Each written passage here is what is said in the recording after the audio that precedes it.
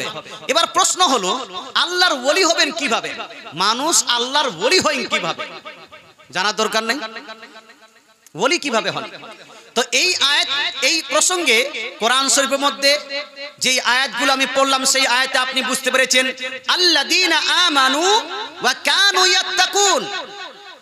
মুসলমান আল্লাহ তাআলা বলেন যে যেই ব্যক্তিরা ঈমান আনলো, ঈমান আনবে, প্রথম ঈমান আনার পরে পরহেজগার মুত্তাকি হবে। কোন বেঈমানকে আল্লাহর ওলি বলা যাবে? বেঈমান মুসলমান। আচ্ছা, আশরাফ আলী থানভী ঈমানদার না বেঈমান? ইসমাইল দেহলভি ঈমানদার না বেঈমান? কাসিম নানতভি এরা ঈমানদার না বেঈমান? বেঈমান। ডক্টর জাকির নাকি ঈমানদার না বেঈমান? মুজাফফর বিন মুহসিন ঈমানদার না বেঈমান? সুতরাং ইসমাইল দেহলভিকে আল্লাহর ওলি বলা যাবে, কাসিম নানতভিকে আল্লাহর ওলি বলা যাবে, ডক্টর জাকির নাইককে আল্লাহর ওলি বলা যাবে, মুজাফফর বিন মুহসিনকে আল্লাহর ওলি বলা যাবে। আল্লাহর ওলি হওয়ার জন্য সর্বপ্রথম শর্ত হলো তাকে ঈমানদার হতে হবে। ঈমানদার হওয়ার পরে কি করতে হবে? বুখারী শরীফ জিল নাম্বার 2 হাদিস নাম্বার 6502 এর মধ্যে আল্লাহ তাআলা রাসূল বলছেন, আল্লাহ তাআলা ইরশাদ করেছেন, সবথেকে বেশি আমি ভালোবাসি যে আমি যে সমস্ত জিনিস বান্দাদের প্রতি ওয়াজিব এবং ফরজ করেছি, জরুরি করেছি, সেই কাজগুলো বান্দা নিজের জীবনে বাস্তবায়ন করবে। আল্লাহ যা যা ফরজ করেছেন আপনার প্রতি, নামাজ ফরজ করেছেন, জীবনে বাস্তবায়ন করতে হবে। রোজাকে ফরজ করেছেন, রোজাকে নিজের জীবনে বাস্তবায়ন করতে হবে। হজকে ফরজ করেছেন, হজকে নিজের জীবনে বাস্তবায়ন করতে হবে। যাকাত দেওয়াকে ফরজ করেছেন, যাকাতকে নিজের জীবনে বাস্তবায়ন করতে হবে। এবং আল্লাহ তাআলা যে সমস্ত কাজকে হারাম করে দিয়েছেন সেইগুলো কাজ থেকে নিজেকে পৃথক রাখতে হবে। হারাম কি করেছেন? কি আল্লাহ তাআলা গীবত করাকে হারাম করেছেন, আল্লাহ তাআলা মদ পান করাকে হারাম করেছেন, আল্লাহ তাআলা জুয়া খেলাকে হারাম করেছেন, আল্লাহ তাআলা শিরক করাকে হারাম করেছেন। একজন ব্যক্তি শিরক করতে পারে, কেউ যদি শিরক করে, শিরক করার পরে মরে, এই ব্যক্তি আপনার জান্নাতে যাবে বা যাবে? নবী বলছেন যদি কোনো ব্যক্তি ইন্তেকাল করে শিরকের অবস্থায়, শিরক করে কেউ যদি ইন্তেকাল করে, এই ব্যক্তি জান্নাতে প্রবেশ করতে পারবে না। আর যদি কোনো ব্যক্তি এমন ইন্তেকাল করে যে সে কোনোদিন শিরক করেনি, এই একদিন না একদিন অবশ্যই জান্নাতে যাবেন। জোরে বলেন সুবহানাল্লাহ। সম্মানিত মুসলিম সমাজ, তো যে আল্লাহ তাআলা যেই জিনিসগুলোকে হারাম করেছেন, একজন মুসলমান হয়ে সেই জিনিসকে প্রত্যাহার করবে, সেই জিনিসগুলোকে বাদ দিবে। যেমন মদ পান করা, আমাদের অনেকগুলো যুবক মদ পান করে, কি করে না? আপনার এখানে নেই, লালখান দিয়ারে নাই, কিন্তু অনেকগুলো জায়গাতে মদ পান করছে। মদকে আল্লাহ তাআলা ইসম বলেছেন, অর্থাৎ গুনাহ বলেছেন, গুনাহে কবিরা বলেছেন, বড় গুনাহ বলেছেন। আর আমার নবী, আপনার নবী, দয়ার নবী, মায়ের নবী ইরশাদ করেন, লা তাশরাবিল খামার, লা তাশরাবিল খামার ফাইন্নাহা মিফতাহু কুল্লি শার। আমার নবী, আপনার নবী ইরশাদ করেন, হে আমার উম্মত উম্মতিরা, তোমরা কখনো মদ পান করবে না, মদ পান করবে না।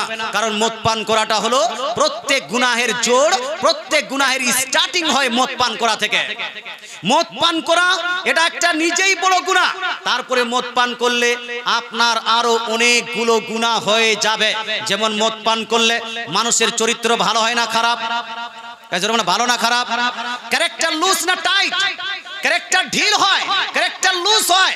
আর যার ক্যারেক্টার লুজ, যার ক্যারেক্টার ঢিল, আমার নবী বলেছেন লা ইয়াদখুলুল জান্নাতা সাইয়্যুল মালাকা। দয়ার নবী, মায়া নবী ইরশাদ করেন, যার ক্যারেক্টার ঢিল, যার ক্যারেক্টার লুজ, যার ক্যারেক্টার খারাপ, যার ব্যবহার খারাপ, এই ব্যক্তি মরে জান্নাতে যেতে পারবে না। সুতরাং ক্যারেক্টারকে যদি ঠিক করতে হয়, ব্যবহারকে যদি ঠিক করতে হয়, তাহলে মদ পান ছাড়তে হবে না? হবে না? ছাড়তে হবে। মুসলমান মদ পান করার পরে বড়দের শ্রদ্ধা করে না, বাপের সঙ্গে আপনার বাপকে অসম্মান করে, মাকে অসম্মান করে, বোনকে অসম্মান করে, স্ত্রীর গায়ে হাত তুলে, এইরকম লোক এই পৃথিবীতে পাওয়া যায়। মুসলমান স্ত্রীকে সম্মান করা, বাপকে সম্মান করা, বড়দের শ্রদ্ধা করা একজন মুসলমানের জন্য জরুরি। কারণ আমার নবী বলেছেন, মাল্লাম ইউআক্কির কাবীরানা ওয়ালাম ইয়ারহাম সাগীরানা ফালাইসা মিন্না। নবীজি বলেন, যদি আমাদের মধ্যে কেউ বড়দের শ্রদ্ধা না করে, বড়দের সম্মান না করে, আর ছোটদের প্রতি স্নেহ মায়া মমতা না রাখে, এই ব্যক্তি আমার দলের অন্তর্ভুক্ত হতে পারে না। নবীর দলের অন্তর্ভুক্ত যদি হতে হয়, তাহলে হাজী সাহেবের সম্মান করতে হবে না? হবে না? ইমাম সাহেবের সম্মান করতে হবে না? হবে না? আজকাল ইমাম সাহেবের সম্মান তো দূরের কথা, উল্টা মানুষ ইমাম সাহেবের গীবতে মগ্ন থাকছে। এখানে নেই ভালো মানুষ, এখানকার পীর সাহেব আসলে সম্মান করুন, কোন ইমাম সাহেব আসলে সম্মান করতে হবে, মৌলভী সাহেবকে সম্মান করতে হবে। নবী বলেন যারা আমাদের বড়দের শ্রদ্ধা করে না সেই ব্যক্তি আমার দলের অন্তর্ভুক্ত হতে পারে। নবীর প্রকৃত উম্মতি হতে গেলে আপনাকে উলামায়ে কেরামকে, বড়দেরকে, বাপ চাচাদেরকে, বাবা মাকে এবং বয়োজ্যেষ্ঠ বাবাজিদেরকে, হাজী সাহেবদেরকে, গাজী সাহেবদেরকে, মাস্টার সাহেবদেরকে, উকিলদেরকে, যারা বড়, সমাজের বড় হোক অথবা জ্ঞানে বড় হোক অথবা বয়সে বড় হোক, প্রত্যেক মানুষকে সম্মান করতেই হবে। তো বলতে চাচ্ছিলাম মুসলমান, একজন মানুষ ঈমান আনার পরে আল্লাহ যা ফরজ করেছেন, যা ওয়াজিব করেছেন তার উপর আমল করবে, আল্লাহ তাআলা যা হারাম করেছেন, রাসূলুল্লাহ যা নিষেধ করেছেন তা থেকে বিরত থাকবে। থাকার পর কি করবে? ওলি কিভাবে হয় শুনুন। নবীজি ইরশাদ করেন বুখারী শরীফ জিলদ নাম্বার 2 হাদিস নাম্বার বলেছিলাম 6502। আল্লাহ নবী বলছেন ওয়ামা ইয়াজালু আবদি ইয়াতাকাররাবু আলাইয়া হাত্তা আহবাবতুহু ফাকুনতু সামাআহু আল্লাযী ইয়াসমাউ বিহি। আল্লাহ তাআলা হাদিসে কুদসিতে বলেন এই সমস্ত কাজ করার পরে একজন বান্দা নফল এবং মুস্তাহাব কাজে মগ্ন হয়ে যাবেন। নফল ইবাদত করতে করতে করতে করতে করতে আমার এমন নিকটবর্তী হয়ে যাবেন যে আমি তার সঙ্গে মুহাব্বত করে নিব। জোরে বলেন সুবহানাল্লাহ। কি করবেন জি? মুহাব্বত করবেন কে? আল্লাহ। আর যখনই আল্লাহ তাআলা কোনো বান্দাকে মুহাব্বত করবেন, আল্লাহ বলছেন ফাকুনতু সামাহুল্লাতি, আমি তার কান হয়ে যাব, যেই কান দিয়ে তা সে শ্রবণ করবে। আমি তার হাত হয়ে যাই, যে হাত দিয়ে সে নাড়াচড়া করে। আমি তার পা হয়ে যাই, যেই পা দিয়ে তারা সে চলাফেরা করে। এরপরে এই রকম বান্দা আমার কাছে কোনো যদি প্রার্থনা করে, আমি তার সমস্ত প্রার্থনাকে কবুল করে নিই। আর এই বান্দা যদি কারোর জন্য পানাহ চায়, নিজের জন্য পানাহ চায়, আমি আল্লাহ তার দোয়াকে কবুল করে তাকে আমি পানাহ দিয়ে দিই। জোরে বলেন সুবহানাল্লাহ। মুসলমান, আপনাকে বলতে চাই এই হাদিসের মধ্যে স্পষ্ট ভাষায় আল্লাহ তাআলা রাসূল ওলি হওয়ার প্রসেস নবীজি সাল্লাল্লাহু আলাইহি ওয়াসাল্লাম স্পষ্ট ভাষায় বলে দিয়েছেন। এবার আমার প্রশ্ন হলো, এই ওলি হওয়ার জন্য ইবাদতের প্রয়োজন আছে কি নাই? আছে কি নাই? মুর্শিদাবাদে কিছু জায়গায়, আপনাদের পীর সাহেবকে বলছি না, মুর্শিদাবাদে কিছু জায়গায় কিছু এমন পীর আছে যেই পীর বলে যে আমার কাছে মুরিদ হয়ে যাও, নামাজ পড়ার দরকার নাই, রোজা রাখার দরকার নাই।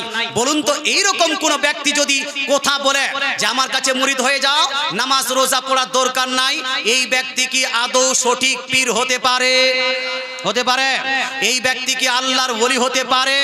পৃথিবীর মধ্যে গোটা কায়নাতের মধ্যে সবথেকে বড় পীর এবং সবথেকে বড় ওলির নাম কি? নো নো সবথেকে বড় পীর।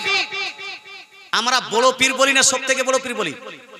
এই হুজুর শেখ আব্দুল কাদের জিলানী রাদিয়াল্লাহু তাআলাকে কি বলি?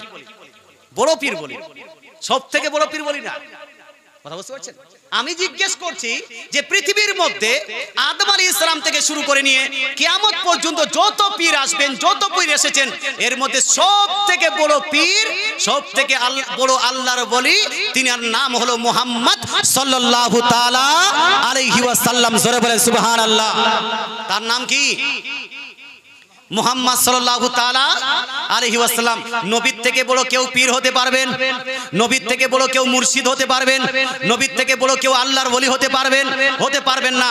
এবার আমার প্রশ্ন, আমার নবী কি কোনো জায়গায় বলেছেন হে আমার উম্মতিরা তোমরা আমাকে মানো, তোমাকে নামাজ পড়ার দরকার নাই, রোজা রাখার দরকার নাই, হজ করার দরকার নাই, আমি তোমাকে কাল কিয়ামতের মাঠে তোমাকে আমি সুপারিশ করে পার করে দিব? এই রকম কি নবী কথা বলেছেন? হ্যাঁ, নামাজ পড়ার দরকার নাই, সুপারিশ করব এটা বলেছেন, কিন্তু নামাজ পড়ার দরকার নাই এই কথা বলেননি। নবীজি সাল্লাল্লাহু আলাইহি ওয়াসাল্লাম শাফাআত করবেন এই কথা তো নবীজি বলেছেন, কিন্তু তুমি নামাজ পড়বে না, রোজা রাখবে না এই কথা বলেননি। বরং নবীজি কি বলেছেন? নবীজি বলছেন লা তাতরুকিস সালাত, লা তাতরুকিস সালাত ফাইন্নাহু মান তারাকা সালাতান মুতাআম্মিদা ফাকাদ বারিয়াত মিনহু জিম্মাতুল্লাহ ওয়া রাসূলিহি। দয়ার নবী মায়ার নবী ইরশাদ করেন, হে আমার উম্মত উম্মতিরা তোমরা কখনো নামাজ পরিত্যাগ করবে না, কখনো নামাজ পরিত্যাগ করবে না। কারণ যেই ব্যক্তি ইচ্ছাকৃত নামাজ পরিত্যাগ করে দেয়, কাল কিয়ামতের মাঠে উত্তপ্ত ময়দানে কঠিন আযাবের দিনে সুপারিশ পাওয়া তো দূরের কথা, নবীজি বলছেন যে তার সঙ্গে আল্লাহ এবং আল্লাহর রাসূলের সম্পর্ক থাকে না।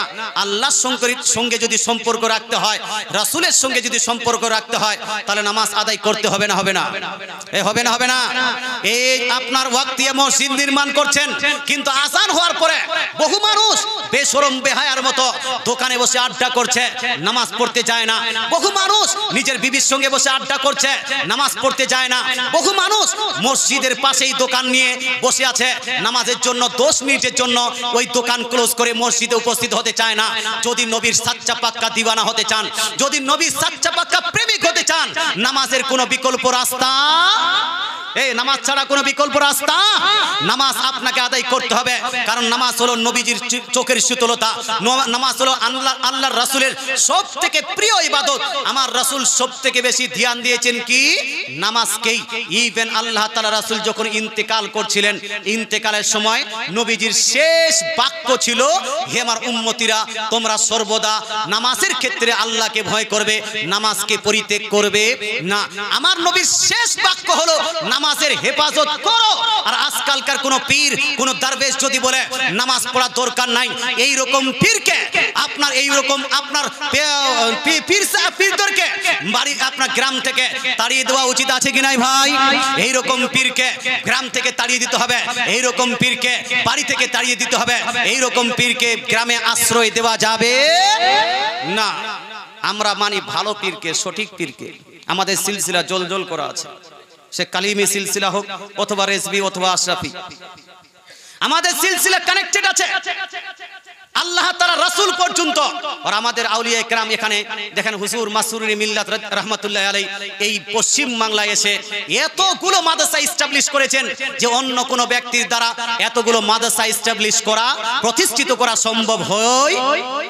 নি কথা বুঝতে পারছেন বা এতগুলো মাদ্রাসা কালিয়াচকে দেখবেন অনেক মাদ্রাসা এস্টাবলিশ করে দিয়েছেন এখানে সাইদাপুরের ইউনিভার্সিটি উনি এস্টাবলিশ করেছেন না করেননি মুসলমান তাহলে উনি জ্ঞানকে কতটা প্রাধান্য দিয়েছেন উনি আমলকে কতটা প্রাধান্য দিয়েছেন আজকাল অন্য কোন ব্যক্তিকে আমরা মানতে পারি না এই ধরনের পীরকে পীরের দামানি আমরা ধরে আছি এই জন্য আপনার স্লোগান লাগাই কালিমি কা দামান যারা বলেন না কালিমি কা দামান मुसलमान पीर का दामन वली का दामन नहीं छोड़ेंगे हे मुसलमान আপনাকে বলতে চাচ্ছিলাম যে আল্লাহ তাআলার ওলি হলেন তারা যারা হলেন পরেজগার মুত্তাকি এবং এবার আপনাকে 20 মিনিট বেশি না 20 মিনিট হুজুর শেখ আব্দুল কাদের জিলানী রাদিয়াল্লাহু তাআলা আনহুর সংক্ষিপ্ত জীবনী শুনতে হবে শুনতে রাজি আছেন অনেক জীবনী শুনেছেন অনেক কারামত শুনেছেন আমি সংক্ষিপ্ত আকারে 10-15 মিনিট আলোচনা করব জীবনী সংক্রান্ত